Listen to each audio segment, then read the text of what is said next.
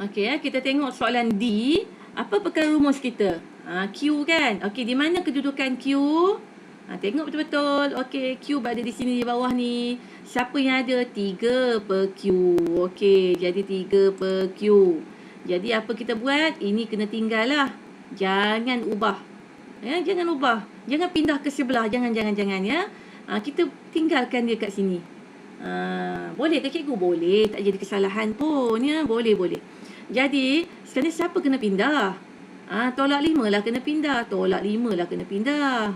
Dia pindah sebelah lah. Jadi tolak jadi tambah kan. Tolak jadi tambah. Jadi sekarang ni kita tulis semula ya.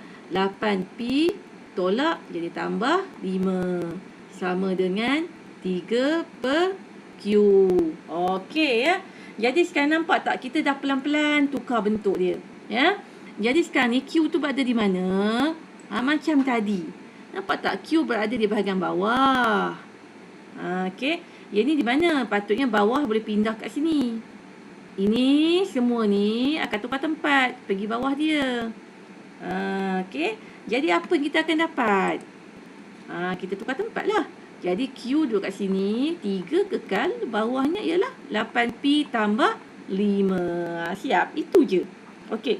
Boleh tak? Saya takut kan ada yang salah faham tau. Jangan buat macam ni ya. Jangan buat macam ni. Ini tak boleh. Don't. Jangan buat Okey. Apa dia? Dia buat macam mana tau? Cikgu, Q duduk bawah. Kita tukar siap-siap lah cikgu. Boleh tak? Q kat sini. 3 bawahnya 8P. Sini tolak 5. Jangan. Itu adalah kesalahan yang paling besar. Jangan buat ya. Kenapa? Ingat tak kita belajar hukum waktu form 1 hari tu? Apa dia hukum dia tu? Mula-mula kita tengok kurungan. Lepas tu tambah darab bahagi. Lepas tu tambah tolak kan? Siapa yang paling kuat? Kurungan. Yang paling lemah siapa? Tolak dengan tambah. Kan? Ni paling lemah ni.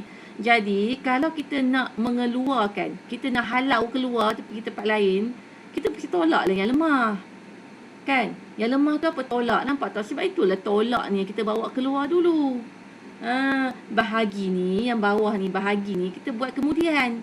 Nampak tak? Itu sebab dia. Yang lemah kita akan pindahkan dulu. Kan? Ya, logik lah. Kata kelas kamu sekarang ni ramai sangat kan? Siapa nak kena tendang? Kita mesti tendangkan yang lemah. Yang semua subjek gagal tu. Kita keluarkan itu dulu. Yang ada A, yang ada B, C tu takkan nak kena buang kan? Kita buang mana? Yang ada gagal. 6 gagal, 7 gagal. Itu kita keluarkan dulu. Faham? Kan ya? Deep. Menusuk kalbu kan? Kalau kau tak faham sajalah kan? Ya? Okey. Kita tengok soalan yang berikutnya. Soalan E. Soalan E. 10V. 7 per W tolak 3. Perkara rumusnya apa? W.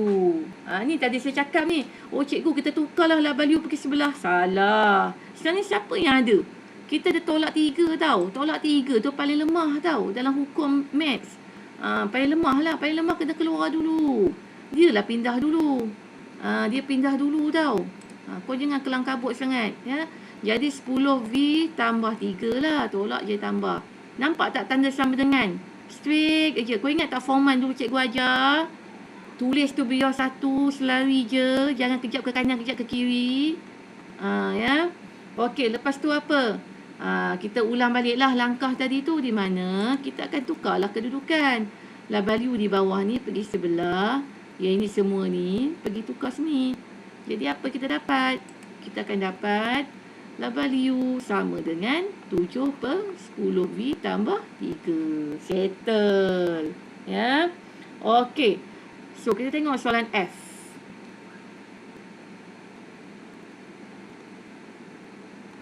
Okey, yang ada punca kuasa. Ini form 1 hari tu. Lagi sekali form 1. Okey, dia nak K kan? Dia nak K. Jadi sekarang ini K ini berada di bawah tanda punca. Jadi macam benda tu bawah tudung saji lah. Macam ni tudung saji atas meja rumah kau. Dalamnya ada seekor ikan. Ada seekor ikan. Ni tutup dia kan.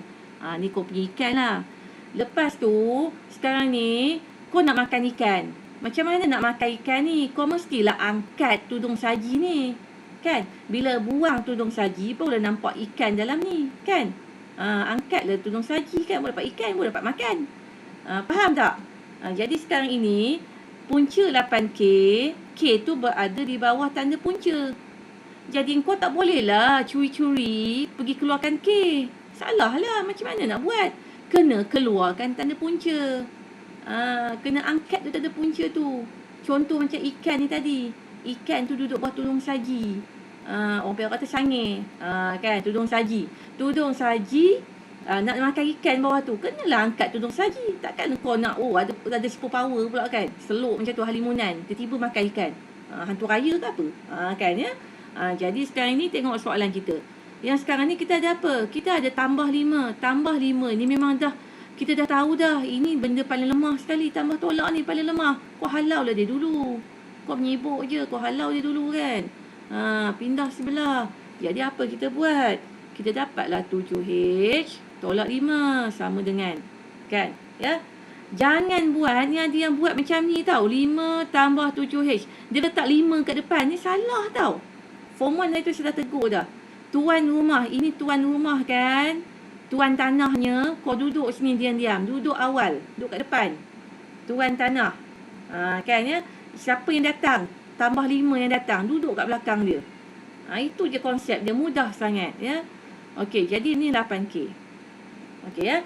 Jadi sekarang ini. K tu berada di bawah tanda punca. Jadi kita nak angkat tanda punca lah. Boleh dapat 8K. Okey ya. Jadi tanda punca ni. Dia jadi apa? Ni punca ni. Kita nak pindahkan dia ke sebelah jadi apa? Siapa ingat form 1 hari tu? Tanda punca. Pindah sebelah dia jadi tanda kuasa. Darab dia jadi bahagi. Bahagi darab. Dia terbalik-balik. Inilah pasangan dia. Tambah jadi tolak. Ini pasangan dia. Jadi punca dengan kuasa. Kalau ini punca kuasa 2. Dia pindah sebelah. Dia akan jadi apa? Kuasa 2. Ya. Dalam kurungan lah. Kenapa dalam kurungan? Sebab kita ada 7H tolak 5 kat sini. Ya. Dia jadi kuasa 2. Okey. Jadi sekarang ni kita nak K kan? Okey K. Tinggal K. Jadi 8 tu nak buat apa? Okey ya. Kita tengok. 8 ni. 8 dengan K ni apa hubungan dia? Sebenarnya apa? 8 darab K. Jadi kalau darab dia jadi apa? Pindah sebelah 8 ni jadi apa? Jadi bahagi. So kita tulislah. Kita tulis. Dia jadi 7H tolak 5 kuasa 2 tadi. Bahagi 8. Okey, sama dengan K. Dapatlah perkara rumusnya K. Jadi last sekali. Untuk jawapan terakhir. Jawapan terakhir lah ni. Ini final lah ni. Apa kita tukar. K sama dengan 7H tolak 5 kuasa 2 per 8. Okey ya. Jadi boleh ulang-ulang semula rakaman ni. Fahamkan betul-betul. Sebab ini banyak ya konsep yang kita guna. Okey, so kita pergi pada soalan yang berikutnya.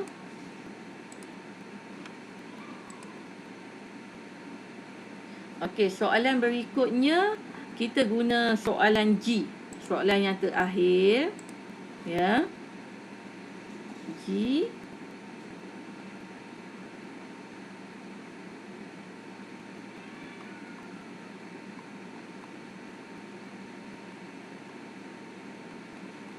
Okey, perkara rumusnya T kan? Ya, perkara rumusnya T ya. Jadi di mana kedudukan T? Dia berada di bahagian atas. Oh cikgu, kalau macam tu kita pindahlah cikgu. 81 ni pergi sebelah, ini pergi bawah. Oh no. Tak payah ya. Kita hanya pergi satu hala je. Jangan buat pindah macam tu. Ya, tak selesai masalah kita ya. Kita tukarkan sahaja yang bawah ni ke sebelah sini. Ya, sebab dia T duduk kat atas, dia tak ada masalah lah nak tukar. Jadi apa yang kita akan tulis? Negatif. Okey, boleh tak kita selesaikan yang ni? Boleh lah. Negatif kuasa 2. Negatif positif. 88, 64. P kuasa 2. Okey ya. Darabkan. Nampak ni bahagi kan? Bahagi pergi sebelah jadi darab lah. So ni darab 81. Ni 64. P kuasa 2. Bolehlah guna kalkulator kamu sebenarnya. Ya, kalau kamu nak gunalah. Okey ya. Jadi, apa kita akan buat? Kalau nak darabkan boleh, kalau tak nak darab pun tak apa sebenarnya. Nanti kita akan matikan dia. Okey, tengok Jadi sekarang ni kita ada 64T kuasa 2 ya. Jadi 64 ni kena tukarlah dulu. 64 dengan T ni hubungannya darab kan? Jadi 64 kena pindah sebelah, dia jadi apa? Bahagi. Okey, so kita tulis. Bahagi 64. Jadi tinggallah T kuasa 2 kat sini. Ya. Okey, nampak tak? Kita akan boleh matikan ya nilai 64. Kenapa boleh mati? Sama kan? Matilah. 64 atas, 64 bawah. Sama mati. Okey. Jadi yang tinggal ialah P kuasa 2 darab 81. Iaitu kita boleh tulis 81 P kuasa 2. Okey ya. Jadi T kuasa 2 kan. Kita tak nak T kuasa 2. Kita nak T sahaja. Jadi apa kita akan buat? Kuasa 2 ni kuasa kan. Kita akan pindah pergi sebelah. Ini kuasa. Pindah sebelah dia jadi apa? Punca. Jadi kalau jadi punca, kita tulislah punca. Punca kuasa 2. 81 P kuasa 2 duduk kat bawah. Tinggallah T. Ya. Boleh tak kita permudahkan soalan ni? Boleh lagi sebenarnya. Kenapa? Nampak tak 81? 81 ni 9 darab 9 lah 81 kan? Jadi ni 9 kuasa 2 lah sebenarnya. Ya. Jadi kita buat 9 P kuasa 2. P kuasa 2 maksudnya P darab P. Okey, jadi dia ada punca kan? Maksudnya punca kuasa 2 bagi P ni boleh mati 2 ni. Tinggallah P kat dalam T. Okey ya. Jadi jawapan akhirnya apa? Kamu boleh tulis, sebab ni sebelah pekerumus sebelah kanan. Kita nak pekerumus sebelah kiri lah. Last sekali bertukar tempat. T sama dengan 9P. Okey, kalau tak faham apa-apa tanya tau. Okey.